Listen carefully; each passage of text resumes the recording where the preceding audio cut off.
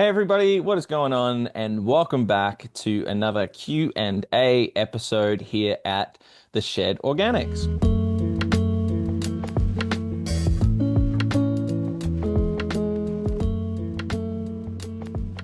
So, welcome back to another episode. Today, as you would have seen from the title, we are tackling your questions around AI in the garden. Now, AI is a very prominent topic at the moment and is consuming our news media and various other parts of our conversation generally.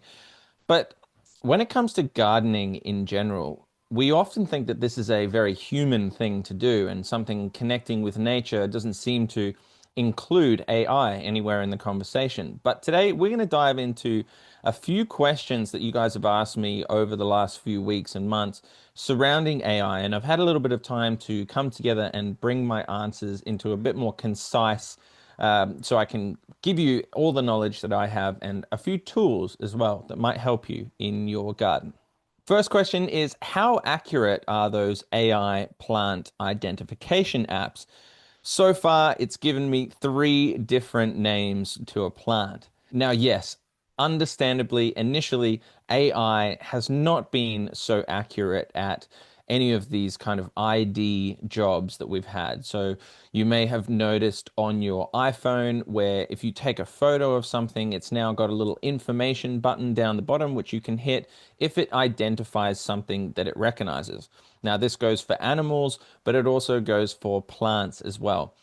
And generally, when it first came out, it was fairly inaccurate. And even though, yes, you might have had a beautiful picture of a rose, it may have struggled to identify that, yes, indeed, that was a rose. But with lots of improvements in the AI space, we are now seeing a much bigger database for AI to pull from, and it is giving us much more accurate results. For instance, a plant identification app called Picture This is claiming that over 98% of its entries are accurate. And it depends obviously on the quality of the photo and the species that you're taking. So if you've got a really blurry photo of just some pretty average looking green leaves, then for the most part, it's going to have so much to choose from.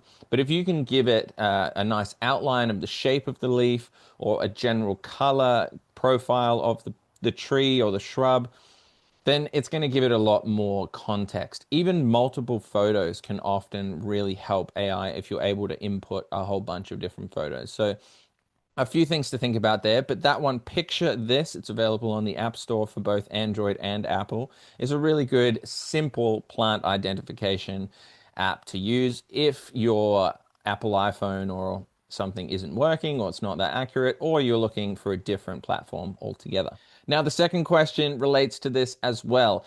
Can I take a photo of my sick plant and have AI tell me what's wrong with it and how to fix it?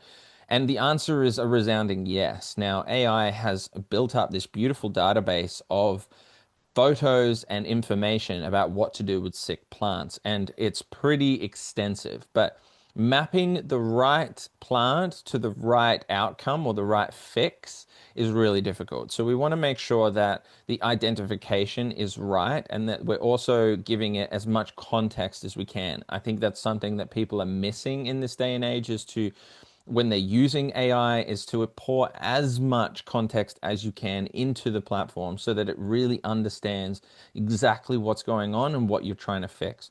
So, for example, if I was to use something like a chat GPT to answer a question about my plant, I might take a couple of photos from different angles showing different parts of the plant. If I have the name of the plant or if I understand the species or even the environment, I might input something like this. Hey ChatGPT, this is my plant. It's growing in full sun. It's a rose bush, for example. I'm in East Brisbane, Australia right now, and it's currently winter. We're noticing some cooler mornings. My soil has a pH of this or that, if you know what your pH is.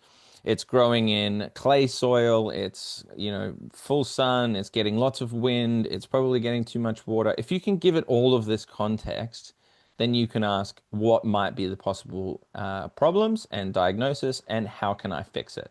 And this is going to give it a much better chance of being accurate. In terms of apps that you can use, there is two. So obviously, Picture This was the one that we spoke about before. So that's another app that you can ID and get a little bit of information on.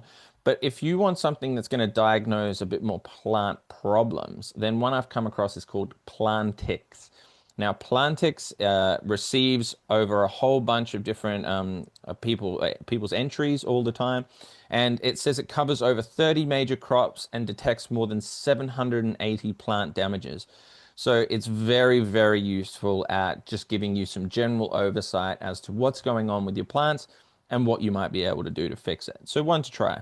The next question is there an app that can tell me exactly when and what to plant in my garden based on where I live?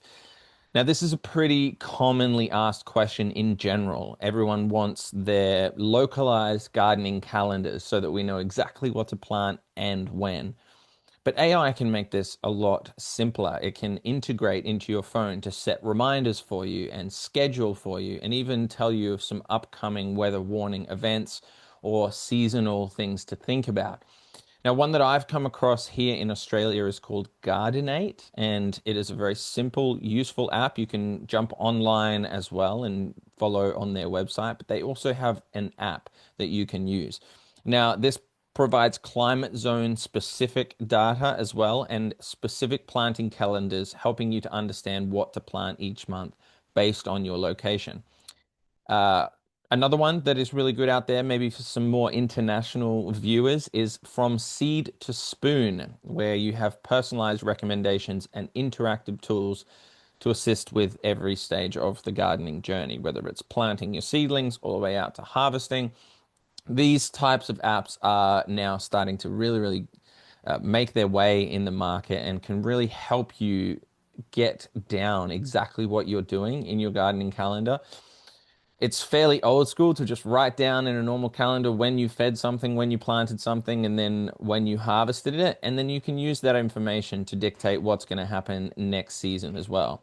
But for the most part, these apps can be super helpful in helping you plan and stay on top of your planting for each year. Next question is, are there any AI tools that can help me remind when to water, fertilize, and prune?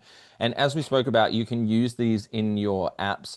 Like Gardenate can really help with that. But if you want specific reminders, there's a great app called Planta or Planta, like the Spanish word for plant. And it comes from this wonderful company that's helped us to tailor the needs to each plant. So I think you can even input exactly what plant you're growing and when you've set it in, and then it will give you reminders of when to water and when to fertilize and things like this. Now, I was actually speaking with a lovely gentleman by the name of Brock on the podcast recently, so you may see that episode coming out in recent weeks.